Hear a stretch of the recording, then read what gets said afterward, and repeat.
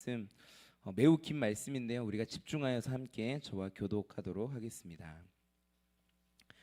그러자 베드로가 11 사도와 함께 서서 자신의 목소리를 높여 그들에게 선포했습니다. 유대 사람들과 예루살렘에 사는 모든 사람들이여, 이 일을 여러분에게 알게 하고자 하니 내 말에 귀를 기울이십시오. 지금은 오전 9시니 여러분 생각처럼 이 사람들이 술에 취한 것이 아닙니다. 다만 이 일은 예언자 요엘을 통해 말씀하신 것입니다. 하나님께서 말씀하셨습니다. 마지막 날에 내가 내 영을 모든 육체에 부어주겠다. 그래서 너희 아들들과 너희 딸들은 예언을 하고 너희 젊은이들은 환상을 보고 너희 나이 든 사람들은 꿈을 꿀 것이다. 그날에 내가 내 남종들과 여종들에게도 내 영을 부어주겠다. 그래서 그들이 예언을 할 것이다. 또 내가 위로 하늘에서는 기사들과 아래로 땅에서는 표적들을 나타낼 것이다.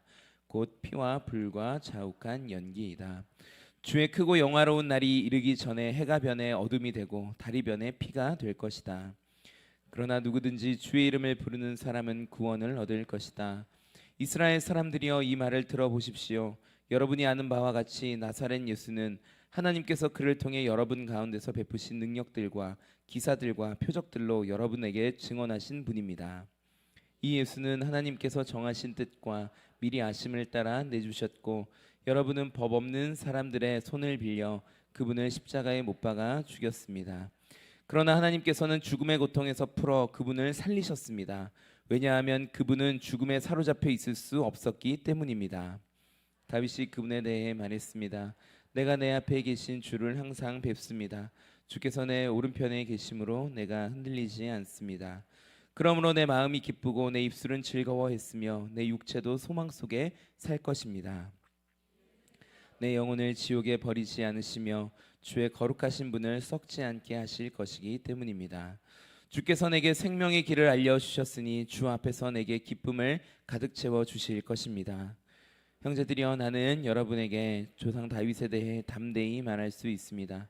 그는 죽어 장사돼 그의 무덤이 오늘까지 우리 가운데 있습니다. 다윗은 예언자이기에 하나님께서 그에게 맹세하셔서 그의 몸에서 날 자손을 세워 그의 보좌 위에 앉히시라는 것을 알고 미리 내다보면서 그리스도의 부활에 대해 그가 지옥의 버림을 당하지 않고 그의 육신이 썩음을 보지 않았다라고 말했습니다. 이 예수를 하나님께서 살리셨습니다.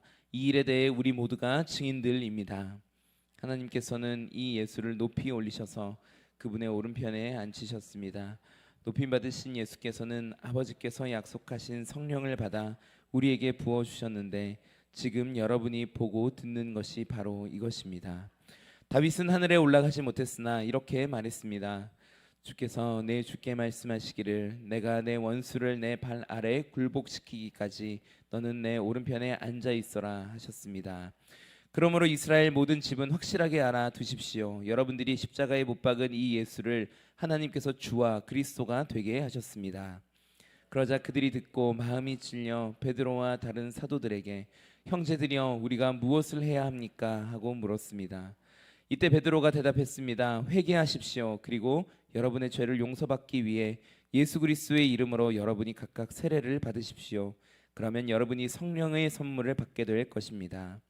이 약속은 여러분과 여러분의 자녀와 먼데 있는 모든 사람, 곧 주 우리 하나님께서 부르시는 모든 사람들에게 주신 것입니다.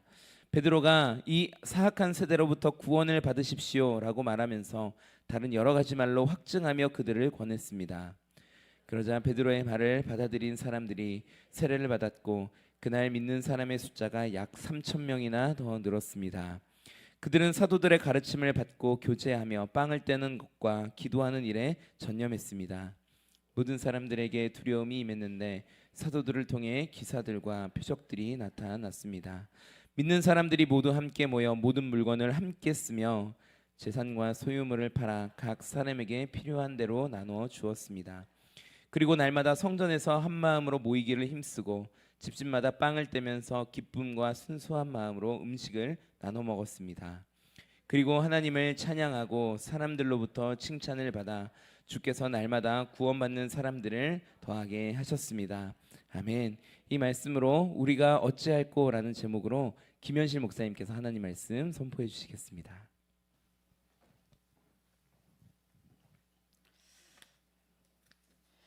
설교자 광고를 한 후에 또 한우 기도하고 말씀 나누도록 하겠습니다. JDS 예수 제자 훈련학교, 굉장히 뜨겁고 은혜가 깊은 훈련인데요. 당신은 예수님의 제자입니까? 라는 현수막도 걸려 있는데요.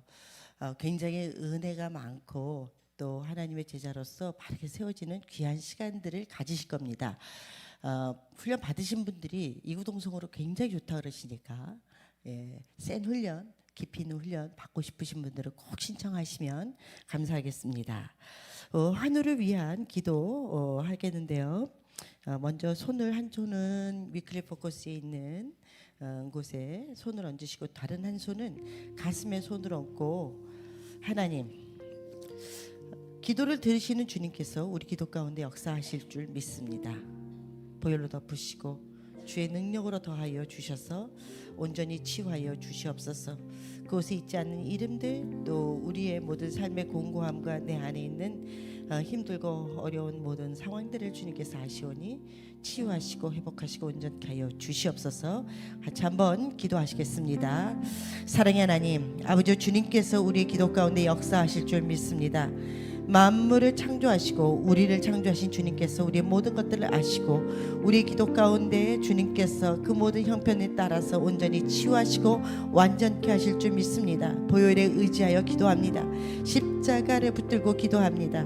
주님께서 우리를 위하여 아버지 채찍에 맞으시고 그 모든 아버지 질고를 다 가져가시고 온전케 하시고 깨끗게 하셨사오니 하나님, 그 믿음으로 기도하는 모든 심령들 위에 주의 역사하여 주셔서 모든 질병으로부터 깨끗이 나음을 얻게 하여 주시고 그 자리를 들고 일어나 하나님께서 하셨다 그 찬양으로 주를 높일 수 있는 우리 모두가 되게 하여 주시옵소서. 주님 찾아가 주시고 안수하여 주시고 신방하여 주셔서 아버지 주님 안에서 아버지 교제하며 그 마음의 평강을 얻게 하시고 주님께서 이루시겠다라는 그 믿음을 가지고 아버지 기도하며 온전히 깨끗이 나음을 얻게 하여 주시옵소서. 간절히 바라옵는 것은 아버지 영상을 통해서 예배를 드릴 수밖에 없는 안타까운 상황이 있는 모든 분들, 또 질병 가운데 있어서 아버지 함께 이곳에서 예배드리지 못하는 분들 주님 기억하여 주시고 이곳에서 함께 예배당에서 예배드릴 수 있도록 온전히 깨끗이 치유하고 나음을 얻게 하여 주시고 이곳에 있는 모든 분들에게도 성령을 부어 주셔서 아버지 모든 심령들 가운데 모든 육체 가운데 온전한 치유와 회복이 있도록 주여 인도하여 주시옵소서. 성령님을 의지하여 기도하는 모든 심령 가운데 치유하실 줄 믿습니다. 이제 모든 심령이 아버지 하나님께로 집중하여 말씀을 듣고자 하오니 육체의 연약한 부분들을 주님 다 주님께 맡기고 말씀에만 집중하며 하나님의 뜻이 무엇인지를 깨닫고 그 말씀에 반응하며 나아가는 여기는 모든 예배자들 되게 하여 주시옵소서. 우리 기도 가운데 모든 것들을 이루시고 영광 받으실 주님을 높여 드리며 치유되었음을 믿고 선포하는 모든 심령 가운데 온전케 되기를 간절히 바라며 예수님의 이름으로 기도드립니다. 아멘. 우리 예배와 기도를 받으신 하나님께 감사와 영광의 박수 올려드립시다.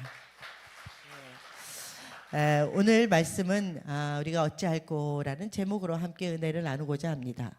제가 설교를 해도 33절이나 되는 본문을 가지고 설교를 해본 적이 없어서 우리 목사님들이 우리가 어찌할꼬 먼저 우리가 고백을 했던 것을 먼저 말씀드리고자 합니다.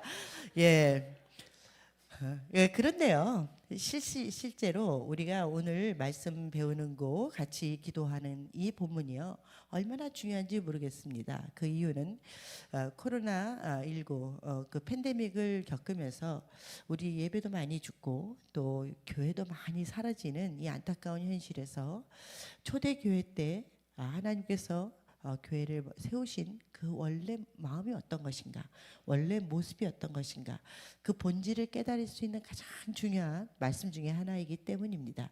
그래서 오늘 조금 정말 우리가 이 세계의 이 세상의 교회 모습들을 바라보며 우리 예배의 모습들을 보면서 우리가 어찌할꼬라는 마음을 가지고 함께 은혜를 받기를 주님의 이름으로 축복합니다. 오늘 말씀은 아주 긴 것처럼 느껴지지만 세 부분으로 나누어져 있습니다. 첫 번째는 베드로가 어떤 부분에 대해 설교하는 것이고 또 그 베드로의 설교를 듣고 회개하는 것, 그리고 회개한 사람들의 모습들, 그 공동체의 모습들, 이렇게 세 가지로 나눠져 있는데요.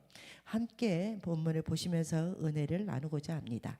14절 15절 함께 보시죠. 시작. 그러자 베드로가 11 사도와 함께 서서 자신의 목소리를 높여 그들에게 선포했습니다. 유대 사람들과 예루살렘에 사는 모든 사람들이여, 이 일을 여러분에게 알고자 하니 내 말에 귀를 기울이십시오. 지금은 오전 9시니 여러분 생각처럼 이 사람들이 술에 취한 것이 아닙니다. 그러자라고 시작되는 이 본문은요, 베드로의 어떤 설교에 안타까움이 서려 있습니다. 여기 보면 예루살렘에 있는 사람들이여라고 되어 있는데요. 예루살렘에 있는 사람들이 어떤 사람인지 우리가 지도로 함께 잠깐 보시겠습니다. 지난주에 우리가 설교 말씀 가운데 각 지역에서 경건한 유대인이 오순절을 기억하고 기념하기 위해서 순례자들이 쭉 온 것을 우리가 알 수 있습니다. 그리고 지금 로마, 본도, 갑바도기아, 메데, 뭐 아라비아에서부터 쭉 왔고요. 정말 각지에 흩어져 있는 많은 순례객들이 지금 이곳에서 어떤 현상들을 본 것입니다. 저 지도를 잘 기억해 주시면 감사하겠습니다. 지도를 내려주시고요. 그런데 이 사람들이 본 것은 자기네들이 들을 수 있는 언어로 뭔가 사람들이 이야기를 하는데 한 번도 그들이 가보지 않은 땅이었음에도 불구하고 그들의 언어로 이야기하는 것에 깜짝 놀랐습니다. 하나님의 큰 일들에서 얘기하는데 도대체 이 일들이 어떻게 된 것이냐, 놀라고 당황하고 굉장히 이런 일들이 있을 수 없다라고 생각한 사람들은 이 사람들이 술 취했을 것이다 라고까지 얘기했습니다. 그랬더니 아침 9시에 무슨 술이 취했겠느냐, 그러면서 베드로의 설교가 시작되는데요. 베드로의 설교가요 기가 막힙니다. 그 이유는 이 현상들을 끄집어내면서 성부, 성자, 성령, 이 삼위일체 하나님을 다 얘기하면서요 예수 그리스도가 누구이신지를 증명해내는데 그 기가 막힌 논리를 함께 보시도록 하겠습니다. 첫 번째는요, 성령에 대해서 말씀하시는데 요엘 선지자를 인용해서 함께 하십니다. 16절부터 20절까지요. 성령에 대해서 어떤 말을 하는지 우리가 잘 알고 있지만 함께 읽도록 하겠습니다. 시작. 다만 이 일은 예언자 요엘을 통해 말씀하신 것입니다. 하나님께서 말씀하셨습니다. 마지막 날에 내가 내 영을 모든 육체에 부어주겠다. 그래서 너희 아들과 너희 딸들은 예언을 하고 너희 젊은이들은 환상을 보고 너희 나이 든 사람들은 꿈을 꿀 것이다. 그날에 내가 내 남종들과 여종들에게도 내 영을 부어주겠다. 그래서 그들이 예언을 할 것이다. 또 내가 위로 하늘에서는 기사들과 아래로 땅에서는 표적들을 나타낼 것이다. 곧 피와 불과 자욱한 연기이다. 주의 크고 영화로운 날이 이르기 전에 해가 변해 어둠이 되고 달이 변해 피가 될 것이다. 여기 보면 우리가 잘 알고 있는 말씀이고 우리가 성령 집회를 할 때 이 말씀을 들어서 기도하고 요것만 가지고 붙들고 기도할 때가 굉장히 많습니다. 여기에서 중요한 거는 뭐냐면 베드로가요 하나님께서 말씀하셨다라고 하면서 요엘 선지자의 말씀을 인용하는 것입니다. 이것은 요엘 선지자의 말이 아니라 요엘 선지자의 입을 통해서 하나님이 말씀하신 것이다. 그런데 성령을 부어주겠다라고 얘기하는 것입니다. 여기서 성령이 왜 중요한가? 우리가요 다른 종교에서도요 영험한 사람들이 있습니다. 거룩한 하나님의 영이 아니라 다른 영들이 임해서요 그들도 뭘 맞추기도 하고 예언도 하고 또 이 당시에는 또 여러 신들이요 신탁도 하고 그랬습니다. 그런데 하나님께서는 내가 다른 것이 아니라 나의 영 성령을 부어주겠다. 그리고 우리가 술 취한 것도 아니고 다른 것도 아니고 하나님이 보내주신 성령에 사로잡혀서 일어난 현상이다라고 분명하게 이야기하고 있습니다. 그리고 이것은 차별이 없다. 남자나 여자나 신분 고하를 막론하고 모든 사람들에게, 그리고 어린이, 청년, 그리고 노인에 이르기까지 모두에게 영을 부어 주실 것인데, 그것은 하나님의 크신 일들에 대해서 얘기하는 것이고 보게 하는 것이고 소망하게 하는 것이다라고 말하고 있습니다. 그런데 중요한 건 뭐냐면 이것이 그날에 마지막 날에 이루어질 것인데, 그것이 재림, 예수님이 다시 오고 이 세상 멸망 심판 때가 아니라 이미 그것은 이루어졌다라고 말하고 있습니다. 그것은 예수님께서 십자가에 달려 돌아가실 때요, 정오 낮 12시부터 3시까지 십자가에 달려 돌아가신 그 운명의 시간에 하늘이 어두워지고 깜깜해졌던 그 경험들을 한 사람들이 있습니다. 예수님을 십자가에 못 박으라고 했던 사람들은 그 현상들을 보았고, 그 자리에 있었던 사람들, 그 지역에 있었던 사람들을 다 경험했을 것입니다.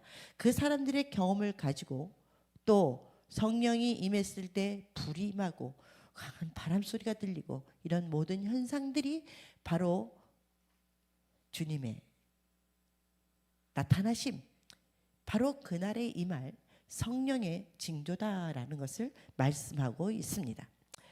그러면서 성령에 대해서 이렇게 쭉 이야기하고요, 그 다음엔 예수 그리스도에 대해서 이야기하는데, 이런 현상들이 왜 일어났는가? 예수님 때문이다. 21절부터 23절까지 같이 한 목소리 읽도록 하겠습니다. 그러나 누구든지 주의 이름을 부르는 사람은 구원을 얻을 것이다.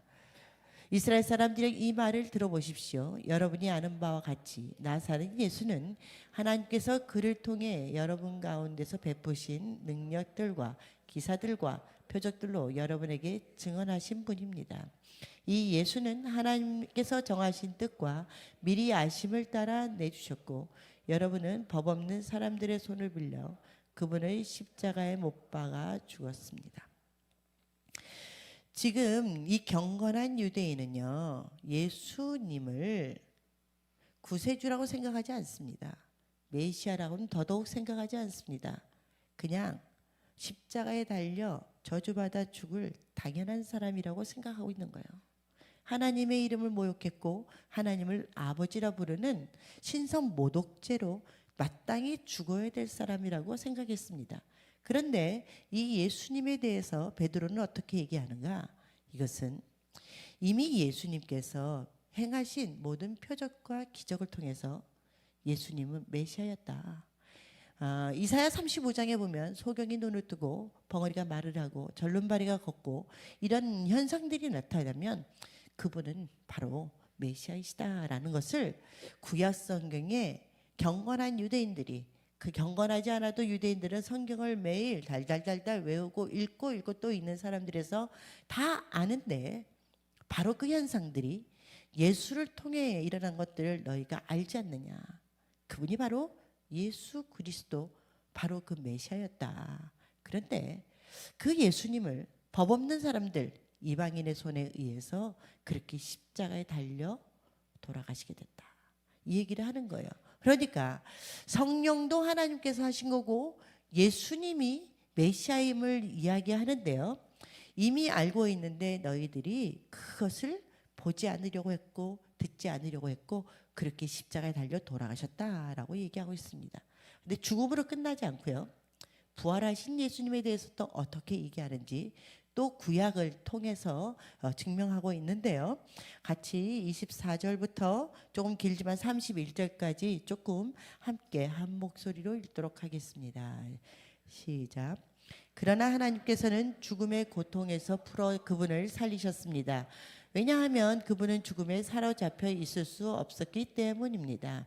다윗이 그분에 대해 말했습니다. 내가 내 앞에 계신 하나님을 항상 뵙습니다. 하나님께서 내 오른편에 계심으로 내가 흔들리지 않습니다.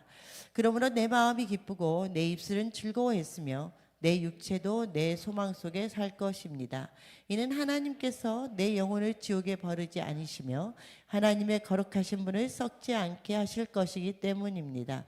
하나님께서 내게 생명의 길을 알려주셨으니 하나님 앞에서 내게 기쁨을 가득 채워주실 것입니다.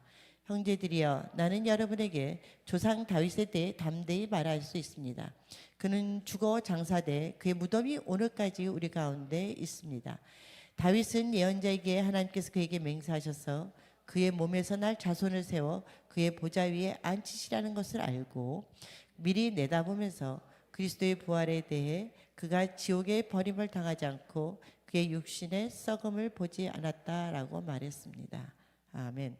여러분 눈치채셨는지 모르겠는데요. 여기 보면은 하나님께서 이렇게 바꿨죠. 어떻게 바꿨냐면 여기 지금 다윗의 시인데 내가 내 앞에 계신 주를 항상 뵙습니다. 주께서 내 오른편에 계시면 내가 요동치 않는다. 이런 것을요. 여기는 나를 예수로 하고 그다음 주께서를 하나님으로 바꾼 거예요. 그래서 예수님이 하나님 앞에서 하나님이 내 오른편에 계시기 때문에 내가 요동치 않습니다.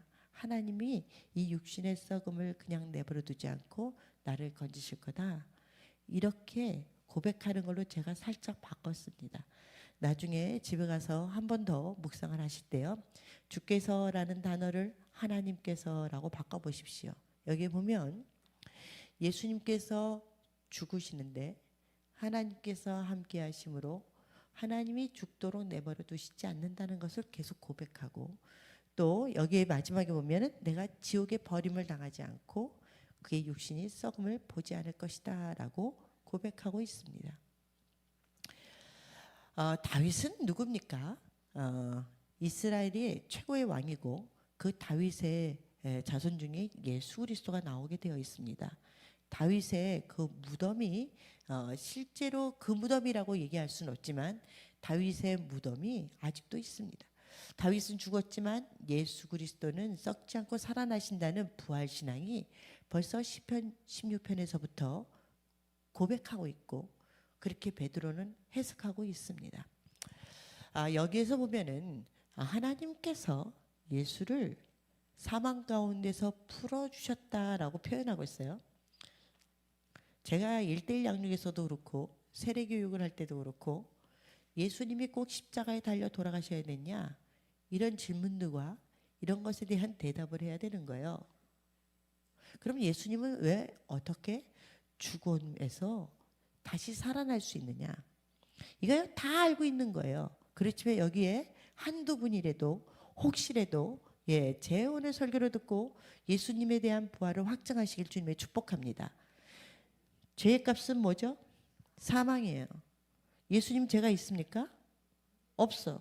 근데 왜 죽으셨어요? 맞았어요. 우리의 죄 때문에 죽었잖아요. 돌아가셨어요. 우리의 죄 문제를 해결하기 위해서. 그런데 주님은 죄가 없으시기 때문에 사망 가운데 계속 있으셔서는 안 되는 거예요. 누가 살리셨어요? 하나님이. 바로 그 얘기를 하는 거예요. 하나님께서 사망 가운데서 풀어내셨다라고 고백하고 있습니다. 죄가 없으신 주님께서 우리의 모든 죄를 지시고 십자가에 달려 돌아가셨으나 주님께서는 다시 살아나셨습니다. 이것이 그 순간의 일도 아니고 오래전 구약에서부터 계속 반복돼서 예언된 것이고 그것이 신학도 아니고 역사적인 사실입니다. 예수님께서는 살아나셨어요. 그 일을 지금 여기에서 말씀하고 있는 것입니다. 근데 또 중요한 거는 32절부터 35절까지의 말씀입니다. 지금 예수님 뭐라고 계시는가? 32절이요. 32절부터 시작. 이 예수를 하나님께서 살리셨습니다. 이 일에 대해 우리가 모두 증인입니다. 하나님께서는 이 예수를 높이 올리셔서 그분의 오른편에 앉으셨습니다. 높임받은 예수께서는 아버지께서 약속하신 성령을 받아 우리에게 부어주셨는데 지금 여러분이 보고 듣는 바로 이것입니다. 다윗은 하늘에 올라가지 못했으나 이렇게 말했습니다. 주께서 내 주께 말씀하시기를 내가 내 원수의 발 아래 굴보시기까지 너는 내 오른편에 앉아 있어라고 하셨습니다. 그러므로 이스라엘 모든 집은 확실하게 알아두십시오. 여러분들이 십자가에 못 박은 이 예수를 하나님께서 주와 그리스도가 되게 하셨습니다. 아멘. 이 부분은 제가 조금 더 길게 좀 설교를 하고자 합니다. 여기에 보면 성령에 대해서 베드로가 현상을 가지고 설명을 했고 그 성령이 예수 그리스도 죽음과 부활로 이어집니다. 그런데 여기에서 보면요, 굉장히 중요한 건데 이 예수를 하나님이 살리셨다라고 하면서 우리가 이 일의 증인이다라고 선포합니다. 베드로는요, 그럴 자격이 없어요.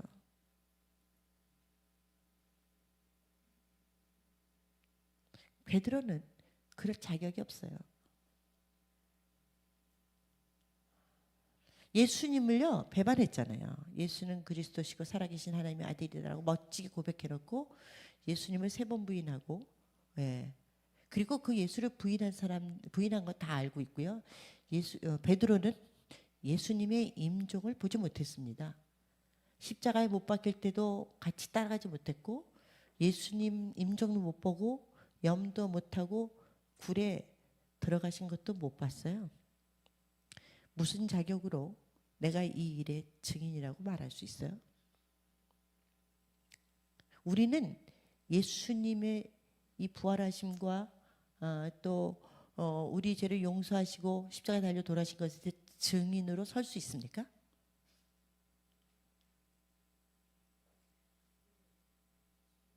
그런데요, 베드로가요 그렇게 자격이 없음에도 어떻게 이게 내가 증인이다라고 얘기할 수 있냐면 회복됐기 때문에. 부활하신 예수님 만나고 네가 나를 사랑하느냐 3번 물으시고 내가 주님을 사랑하는지를 주께서 아십니다. 그 회복 때문에. 그리고 사명을 받았어요. 내 양을 먹이라. 그 회복이 있기 때문에 우리가 이 일의 증인이라고 선포할 수 있는 거예요. 다른 제자들도 다 마찬가지입니다. 어느 누구도 예수를 배반하고 또 그 끝까지 지키는 아무도 없어요. 그런데 예수님의 제자들이 뒤에 딱 둘러서 있고 베드로가 앞에 서서 이 예수를 하나님이 살리셨고 그리고 우리가 이 일의 증인이다라고 말할 수 있는 것은 바로 그것 때문에 그런 것이죠. 많은 분들이 간증을 하세요. 내가 조폭이었는데 지금 예수를 증거합니다. 내가 조폭이었다가 내가 목사가 됐어요. 내가 무당에 자녀였는데 내가 목사가 됐어요. 이렇게 얘기할 수 있는 거는 그 어둠에서 다 회복되어서 빛 가운데 예수 그리스도의 사랑을 덧입었기 때문에 가능한 것입니다. 여러분이 그 일에 분명한 증인이 되시기를 주님의 이름으로 축복합니다. 근데 제가 여기 자막에서요 노란색도 보여주고 빨간색도 보여주고 그랬는데 여기 보면 하나님께서 예수를 그렇게 살리셨는데 그 하나님께서 예수의 영을 약속하신 대로 부어주셨다 이렇게 되어 있어요. 저는 성경에서요 삼위일체 하나님이 이렇게 반복해서 나오는 거는 여기하고 예수님이 세례 받으실 때 하늘에서부터 하나님께서요 예수님을 보시며 이렇게 얘기했어요. 성령이 비둘같이 내려오며 하나님께서 말씀하시기를 이는 내 사랑하는 자요 내 기뻐하는 자다 라고 말씀하셨어요. 삼위일체 하나님은 신학이 아니라 현실입니다.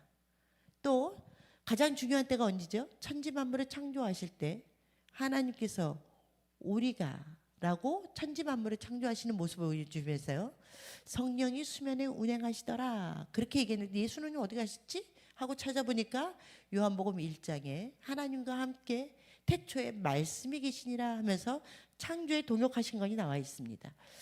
성경에서 가장 중요한 역사적인 한 포인트마다 이 삼위일체 하나님께서 같이 동역을 하시는데 천지만물을 창조하실 때는 하나님께서 먼저 그리고 예수님이 오셨을 때는 예수 그리스도가 중심이 되시고 이제 시간과 공간에 구애받지 아니하시는 성령께서 예수님이 돌아가신 다음에 이제 성령이 오신다. 보혜사 성령이 너에게 올 것이다 라고 계속 예언을 하셨고 그리고 약속하신 것이 올 때까지 너희가 이곳을 떠나지 말라라고 얘기하시면서 기도에 힘쓰니 성령이 임한 사도행전의 역사가 바로 오늘인 것입니다.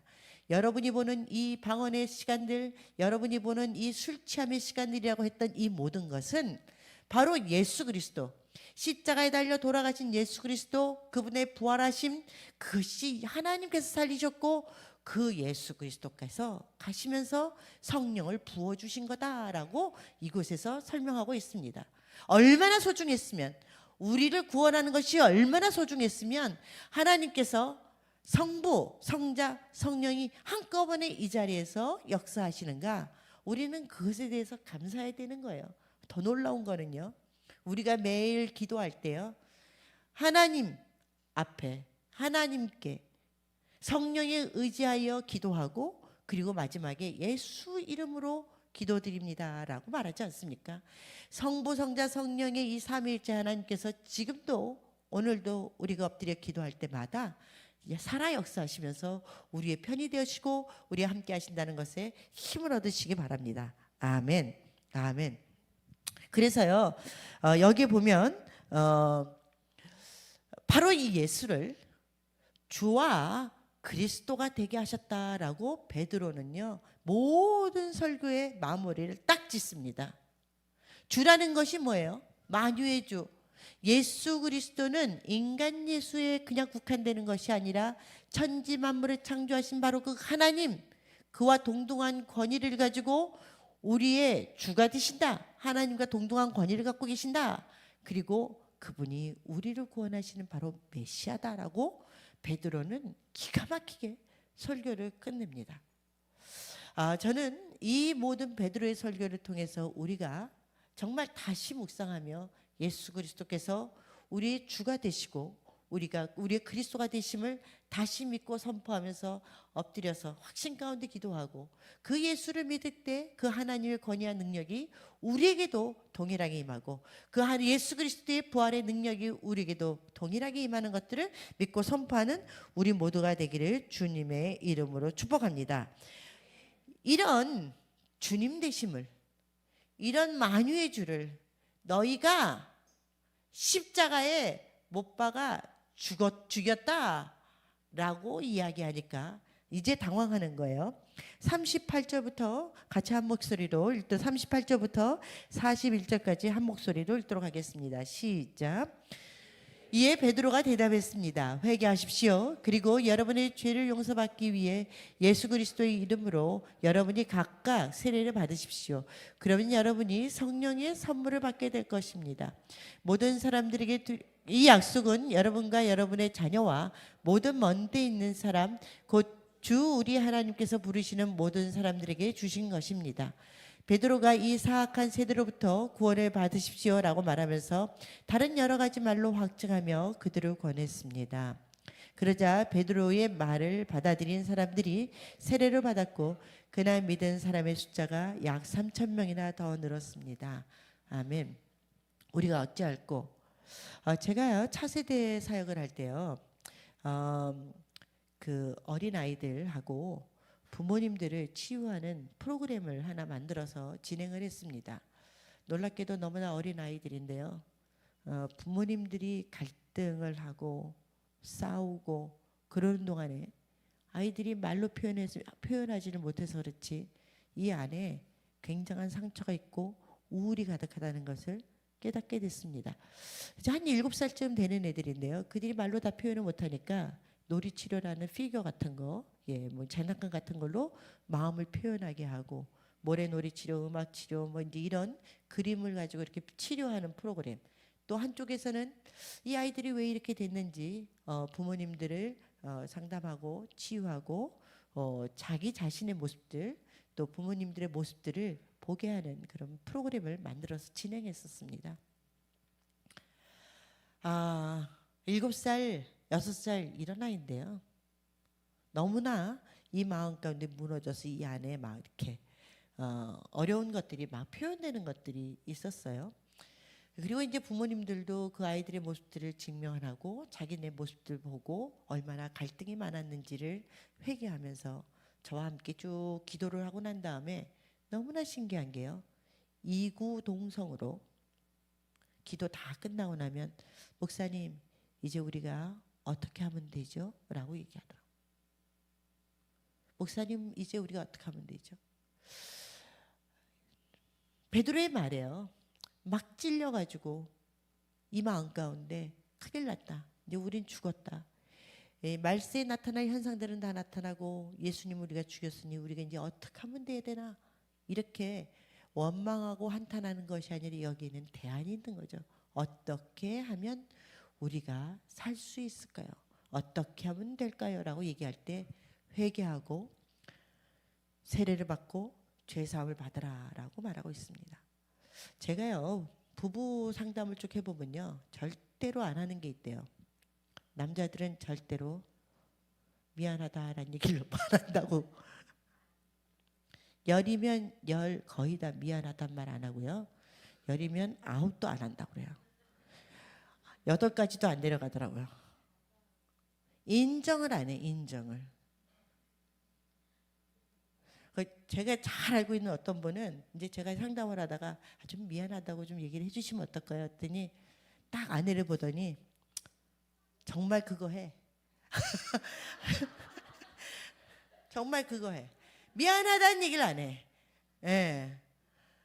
너도 그거 하지?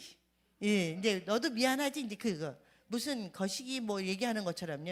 어떤 사투리가 거시기 하는 것처럼 그렇게 표현하더라. 절대로 시인을 안 해. 시인을. 근데요.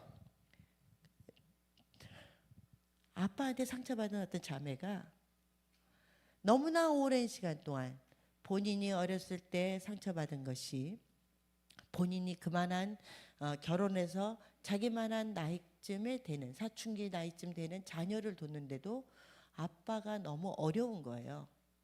그래서 왜 이렇게 회복이 안 되고 어려운가 했더니 이 자매도 아빠에 대한 상처가 뭐냐면 아빠는 한 번도 나한테 미안하다는 얘기를 안 했어요. 우리가 입을 열어서 시인하는 것이 예수가 그리스도임을 시인한 것뿐만 아니라 내가 잘못했어요 하고 인정하는 말을 하는 것도 굉장히 중요한 것입니다. 하나님 미안해요. 여보 미안해. 자녀들아 미안하다. 이 인정, 이 회개 가운데요. 토해내는 순간 이 안에 성령이 임하고 굳은 마음들이 부드러워지면서 거기에 내가 죄인이었구나라는 고백. 아까 이 김재수 목사님께서 처음에 시작할 때 그 파이프가 얼었는데 탁 꺾으니까 그것이 깨지면서 건조기가 고쳐졌다는 얘기를 했잖아요. 어려운 게 아닌데 그냥 탁 부러뜨리면 와자작 하면서 다 회복될 수 있는데 그게 안 돼가지고 계속 어려운 것입니다. 우리가 어찌할꼬 이것이 바로 회개의 시작인 줄 믿습니다. 옆에 있는 분에게 우리가 어찌할꼬 다 내 탓입니다. 시작. 네. 여긴 다 성령이 오늘 임하실 줄 믿습니다. 아멘. 제가요 기도하면서 아니 뭐 우리가 이렇게 회개할 게 뭐 있어. 여기 경건한 기독교인들이 다 모여 계시잖아요. 누가 오후 2시에 이렇게 많은 분들이 와서 여기서 예배드리고 기도하겠어요? 예. 그런데 경건한 기독교인들이 잘못하고 회개하는 거 회개할 게 별로 없지만 이상하게 예배드리고 기도하고 또 예배드리고 기도하는 이 모습에요. 타성이 생기는 거예요. 그냥 습관적으로.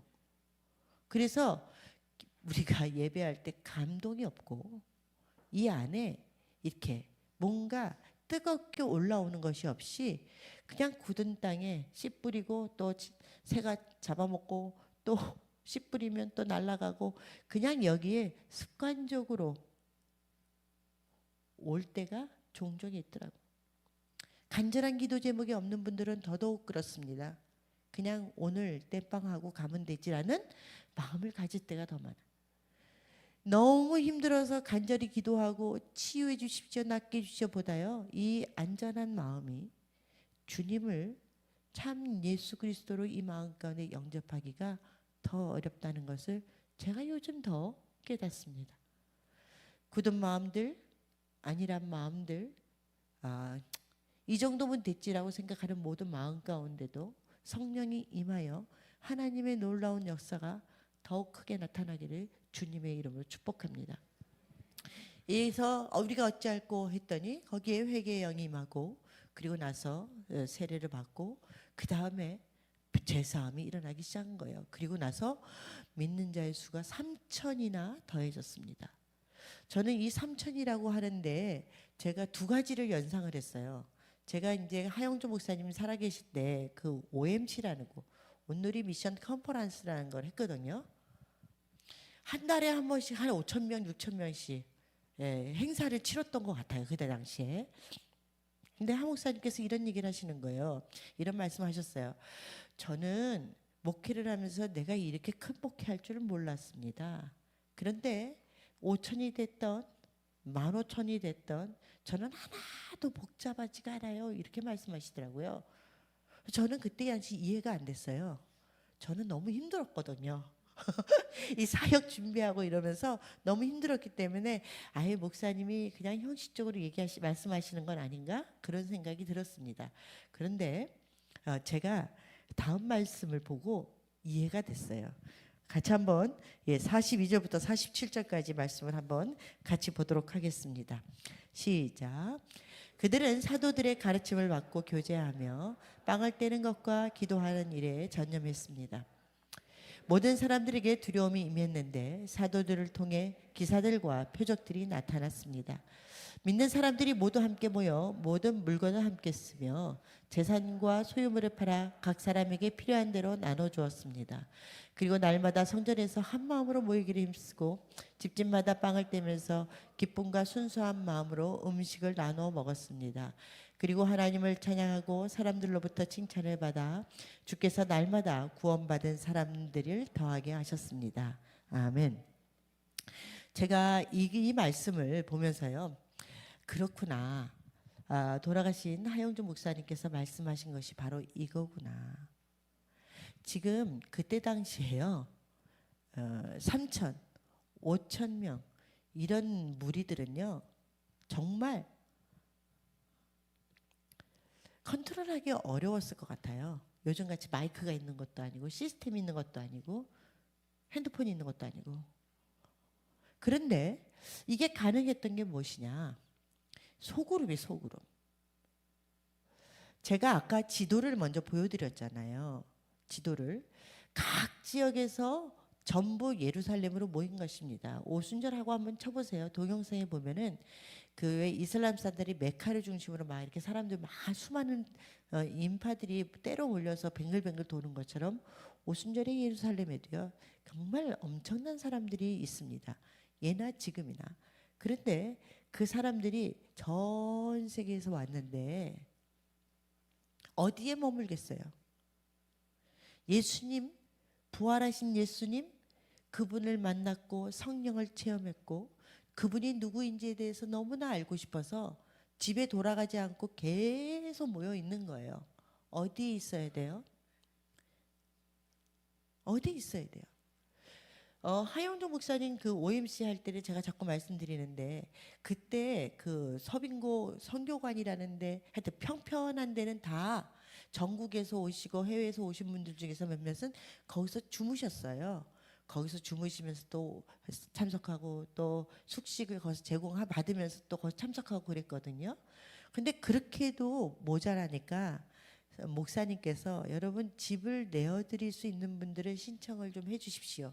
그러면 정말 각지에서 오신 분들이 그 집에서 머물며 이 OMC 참석하는데 있으면 좋겠다. 불편함이 없이. 왜냐하면 호텔이고 어디 자리를 마련하면 돈이 많이 들잖아요. 그리고 교회 근처에 그런 데도 별로 없고. 그런데 제가 그때 어떤 분한테 감동을 받았어요. 그냥 손님이 오신다는데 너무 감사하잖아. 그러면서 도배도 새로 하고 이부자리도 새로 마련하면서 그렇게 섬기신 분이 있었어요. 그러니까 이 오순절에 성령 받은 공동체는요.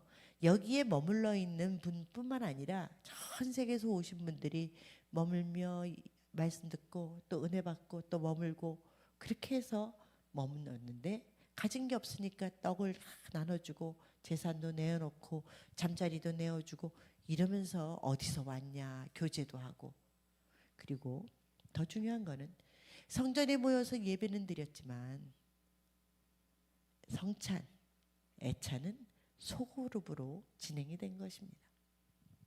이래서 많은 사람이 모여도 이들이 불편하지 않고 더 사랑을 나누는 모습을 보고 사람들이 그 모습에 감동해서 예수를 고백하는 사람들의 공동체는 뭔가 달라.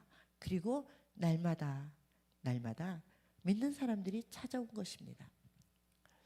저는 오늘 설교 말씀을 쭉 준비하면서 묵상하고 또 하나님께 여쭈었습니다. 어떻게 설교를 하길 원하시는가? 하나님의 마음도 보여주시고 우리의 모습도 도전을 해주셨어요. 하나님의 마음은 한 영혼을 구원하기 위하여 예수 그리스도의 십자가와 부활과 그 구원의 사건을 증명하기 위해서 성부, 성자, 성령 이 삼위일체의 역사를 베드로의 입을 통해서 증명하셨어요. 그리고 교회가 어떻게 시작되는가? 성령의 역사로 인해서 시작되었고 성령 받은 사람들의 모습이 어떠해야 되는지 우리가 마지막에 읽은 것처럼 가르치고 배우고 떡을 떼고 예배하고 찬양하고 기도하고 바로 그 모습이 정말로 그려지길 원했고 그것이 하나님이 원하셨던 초대교회, 교회 공동체의 원 모습이었구나. 우리는요 참 이기적이잖아요. 성전에 와서 예배를 드리는 그 시간도 아깝고 그 노력도 아까워서요. 어떤 때는 유튜브 틀어놓고 그냥 이렇게 듣다가 그것도 앞뒤 다 자르고 설교만 듣잖아요. 그리고 설교만 또 여기저기 골라들어. 그런 교인들이 늘어난 거예요. 그래서 제가 아유 성도님 요즘 교회 안 보여요. 저 온라인 성도래 가지고. 물론 그렇게 예배 드릴 수 있습니다. 그게 대안이죠. 우리가 군것질을 할 수 있죠. 배고플 때. 그건 대안이죠. 주님께서 원래 원하시는 공동체는 초대교회 바로 이 모습 떡을 떼고 함께 은혜를 나누는 바로 이 모습이 아닌가 싶습니다. 제가 국민일보 신문을 27일자를 봤는데요. 회계사인 어떤 외국인 여성이 굉장히 자극적인 단어를 쓴 거예요. 교회 쇼핑과 예배 세트. 뭐지? 그리고 이제 제가 이제 그 설교 그 기사를 읽기 시작한 거예요. 제가 이제 교회 쇼핑을 그만뒀습니다라고 되어 있는 거예요. 이 자매는 교회를 이렇게 왔다가 얘 교회 분위기 별로 안 좋네. 다른 교회 한번 가볼까? 그래서 이제 또 듣다가 분위기가 다 괜찮긴 한데 이건 좀 마음에 안 든. 이렇게 쇼핑을 하는 거예요. 골라 12번을 본교 다녔다는 거예요. 그리고 이제 친구가 그래도 우리 교회는 좀 나았으면 좋겠다. 그래가지고 교회를 갔더니 담임 목사님 또 장로님 집사님들이 함께 이렇게 같이 교제를 하는데 거의 하루 종일 교회 안에 머물러 있었던 것 같아요. 처음에는 좀 어색하고 힘들었는데 교회의 모습이 이런 건가 보다 하고 그 다음 주에 갔더니 또 이렇게 소그룹으로 계속 있고 그러다가 거기에서 사랑을 느끼고 마음을 느낀 거예요. 교회는 앞에 찬양하고 기도하고 설교 듣고 또 기도하고 끝내는 예배 세트가 아니구나. 굉장히 자극적이죠 단어가. 교회는 진정한 모습이 공동체구나라는 것을 깨닫게 되었다는 거예요. 그러면서 저는 이 기사를 읽으면서 JDS도 하고 성가대도 하고 순회도 들어가고 큐티 나눈 방도 하고 뭐 이런저런 팀에 들어가서 서로 너도 좋고 나도 좋고 어울려 지내면서 사랑의 공동체를 만들어가는 것. 무엇보다도 성령이 임해서 거룩한 공동체를 만들어가는 바로 이것이 우리가 어찌할꼬 회개한 회개자들이 모여 함께하는 교회의 모습이고 교회된 우리의 모습이라고 믿습니다. 아멘. 오늘 주님의 그 마음, 그 열심, 성부, 성자, 성령의 그 열심을 우리가 마음 가운데 갖고요. 교회 지금 현상에서 어쩔꼬 개탄해하면서요. 함께 교회를 만들어가는 저와 여러분이 되시길 주님의 이름으로 축복합니다.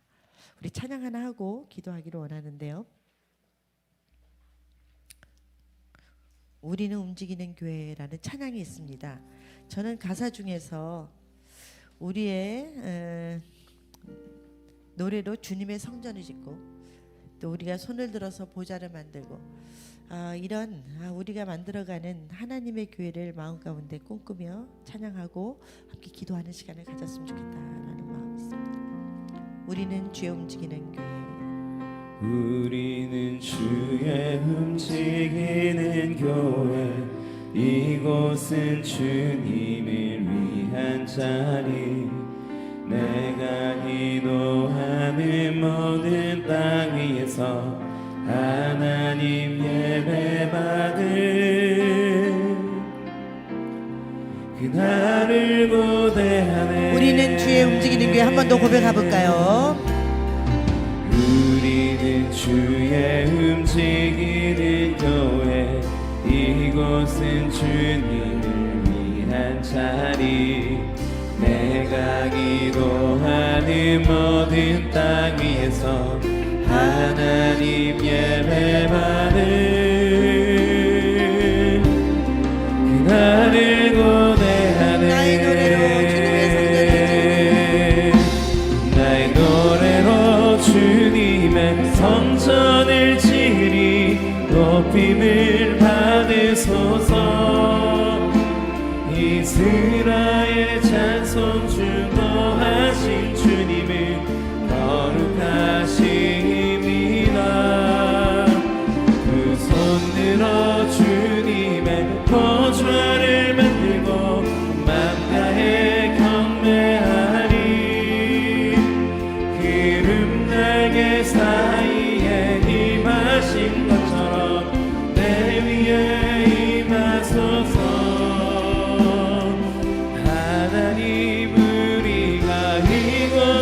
섰으니 이 땅을 치유하소서. 하나님 우리가 어디에 있든지 주를 높이리라. 열방들아 주님을 송축할지어다.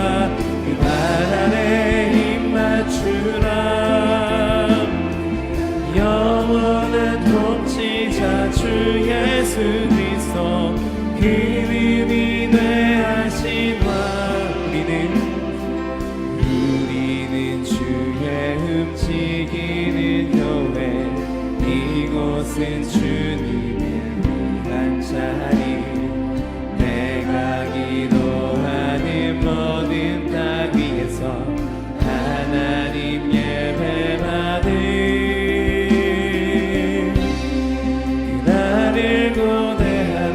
우리 가슴에 손을 얹고 함께 기도하기를 원합니다. 하나님, 내가 움직이는 교회입니다. 하나님, 나의 노래로 나의 찬양으로 성전을 짓기를 원합니다. 하나님, 두 손으로 주님의 보좌를 만들기를 원하나이다. 하나님, 온전한 예배자로 서길 원합니다. 하나님, 우리의 모임 중에 계시는 주님, 성령님 이 자리에 임하여 주시고 우리를 통해서 영광받아 주시옵소서. 내가 가는 곳마다, 내가 서 있는 자리마다 주님의 교회가 되게 하여 주시고 주님의 영광이 임하는 바로 그 자리가 되기를 원하나이다. 아버지여 보시고 아버지여 함께하여 주시고 우리의 기도 가운데, 우리 찬양 가운데 주여 교회를 온전케 하여 주시옵소서. 같이 한번 주여 외치고 기도하겠습니다. 주여. 사랑의 하나님, 아버지 그렇습니다. 아버지, 오늘 말씀을 통해서 주님이 원하시는 바로 우리를 통해서 아버지 영광 받으시는 바로 그 교회의 모습인 것을 아버지 알게 하시고 깨닫게 하여 주시니 감사합니다. 아버지 부어주시옵소서. 아버지 기도하길 원합니다. 찬양하길 원합니다. 아버지 우리의 찬양 가운데 성전을 짓기 원하고 하나님 우리의 아버지 그 높이에 올리고 그 찬송소리로 주님의 보좌를 만들기를 원합니다. 하나님 우리가 주님의 교회 되어 우리가 함께 모여 예배하는 바로 이 자리 가운데가 아버지 하나님의 교회가 온전히 이루어지기를 원하나이다. 아버지 부으소서. 아버지 함께 모여 떡을 떼고 함께 모여 찬양하고 함께 모여 가르치고 배우고 함께 모여 사랑을 나누는 아버지 거룩한 성령 공동체, 주님의 예배 공동체, 아버지 주님의 찬양 공동체, 주님의 거룩한 사랑 공동체가 되길 원하나이다. 하나님 우리가 아버지 바로 움직이는 교회, 우리가 함께하는 교회이고 아버지 우리가 함께 찬양하며 기도하며 나아갈 때 하나님의 없는 교회가 이루어지게 하여 주시고 하나님 우리가 아버지 하나님께 이렇게 교회로 받는 우리 모두가 되기를 원합니다. 주여 부으시고 축복하여 주셔서 하나님 우리 모든 예배 가운데 아버지의 영광을 받아 주시옵소서. 우리가 한 번 더 기도하며 나갔으면 좋겠습니다. 어찌할꼬 우리가 어찌할꼬. 하나님, 우리의 교회에 무너진 모습들이 너무나 많이 있습니다. 예배에 무너진 모습들이 너무나 많이 있습니다.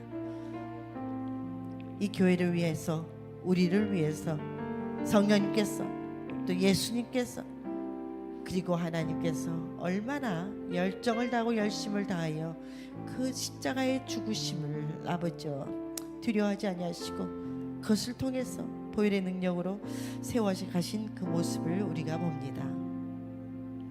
하나님, 회복되게 하여 주시옵소서. 예배가 회복되게 하여 주시고 코로나로 인해서 무너진 그 모든 교회들이 다시 회복되게 하여 주시고 하나님, 우리의 자녀들, 떠나간 모든 자녀들이 다시 예배자로 서길 원하고 안일하게 예배드린 모든 분들도 다시 예배 가운데 있기를 원합니다. 우리가 어찌할꼬. 하나님, 교회 본 모습을 회복하게 하여 주시옵소서. 예수가 주이시고 그리스도이심을 다시 선포하는 아버지 우리가 되기를 원하나이다. 하나님께서 그 일을 하셨으니 아버지여 우리가 그 일들을 이루어갈 수 있게 하여 주시옵소서. 같이 한번 주여 외치고 기도하겠습니다. 주여, 사랑의 하나님, 아버지 진정한 해가 갖길 원하나이다. 우리가 어찌할꼬. 하나님, 이 무너지는 세상 가운데 아버지여 교회가 사라지고 아버지여 이 교회 가운데 아버지여 예배가 사라지고 하나님 모든 것들이 무너져 흩어진 모든 그리스도인들 아버지와 떠나간 모든 자녀들 아버지와 다시 교회로 와서 예배하기를 원하나이다. 아버지와 회개의 영을 부어주시옵소서. 아버지 하나님께 아버지와 예배하며 다시 주님 앞에 엎드려 주와 그리스도 되신 아버지 주님 앞에 아버지와 나아가기를 원하나이다. 하나님 아버지 간절히 원하는 것은 아버지 우리 모든 예배 가운데 아버지의 무너진 이 신령 가운데 성령을 부어주셔서 다시 주와 그리스도 되심을 아버지 믿고 선포하는 바로 이 모든 예배자들이 되기 원하나이다. 아버지 안일한 마음들을 아버지가 불쌍히 여주시고 굳은 마음들을 불쌍히 여주시고 무감각해진 무뎌진 그 마음들을 아버지와 자비하고 이를 베풀어 주셔서 아버지와 성령을 부어주시옵소서. 능력을 부어주시옵소서. 다시 한번 아버지 주님을 고백하며 아버지 교회로 모이게 하여 주시고 떠났던 모든 자녀들이 다시 성령의 임재가 있는 바로 이곳에서 하나님을 찬양하며 나가기 원하나이다. 아버지 흩어진 모든 심령들 가운데 성령을 부어주시옵소서. 흩어진 모든 마음 가운데 성령을 부어주시옵소서. 아버지 그들이 다시 찬양하게 하시고 다시 그들이 선포하기도 기도하게 하시고 아버지 다시 그들이 아버지 주님의 모자를 만드는 아버지 주님의 사람들이 되게 하여 주셨소서. 이 교회 가운데 아버지 이 주님의 인재 가운데 날마다 믿는 자의 수가 더해지는 놀라운 역사 나타나게 하여 주시옵소서. 아버지 부으소서 부으소서. 아버지 이 기도 가운데 아버지 주님께서 그리하실 줄 믿습니다. 내게 영을 부어주시고 흩어진 모든 마음 가운데 아버지 예수 그리스도 십자가를 중심으로 아버지 부활하신 예수님을 고백하며 나오게 하시고 성령이 이곳에 임하여 하나님의 역사 나타나게 하시고 주여 부으시는 하나님의 놀라운 역사가 주와 그리스도 되신 그 주님을 아버지 두 손 들고 찬양하며 높여드리는 모든 심령들 되게 하여 주시옵소서. 주여 부으시고 주여 부으시고 성령을 부으시고 주의 영광이 이곳에 나타나게 하여 주시옵소서. 주여 부으소서.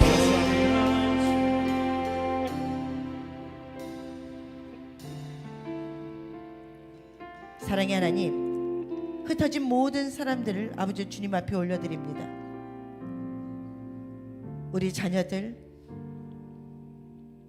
코로나로 인해서 떠나갔던 모든 심령들, 우리가 기억하는 모든 이름들 다시 이곳으로 모아 아버지 성령의 임재가 가득한 바로 이 예배장에서 예수 그리스도 바로 당신이 주와 그리스도임을 선포합니다라고 주님을 높여드리며 아버지 기도하는 예배하는 우리 모두가 되기를 원합니다. 우리가 어찌할꼬 그 회개의 마음을 부어 주시옵소서. 회개의 영을 부어 주시옵소서. 아니라고 굳어진 마음들 그곳 가운데 주여 영적 지진이 일어나게 하시고 그 성령이 임하여 다시 뜨거운 그 마음으로 예수 그리스도의 사랑으로 다시 두 손 들고 찬양할 수 있는 기도가 회복되고 예배가 회복되는 바로 진정한 예배자가 되게 하여 주시옵소서. 하나님, 우리가 교회의 본질이 무엇인지를 깨닫게 되었습니다. 성령의 은사만이 아니라 그 은사들이 하나로 뭉쳐서 함께 떡을 떼고 주와 그리스도를 고백하는 공동체, 성령으로 인하여 아버지 거룩한 공동체, 아버지 전심으로 기도하며 사랑으로 아버지 주님을 아버지 예배하는 공동체, 바로 가르침과 배움이 있는 바로 그 자리임을 깨닫게 되었습니다. 공동체에 소속되게 하시고 그 안에서 사랑을 나누게 하시고 마음을 나누게 하시고 주님의 그 부르심에 순종하며 나가는 여기 있는 모든 한 분 한 분이 되게 하여 주시옵소서. 하나님 부으소서.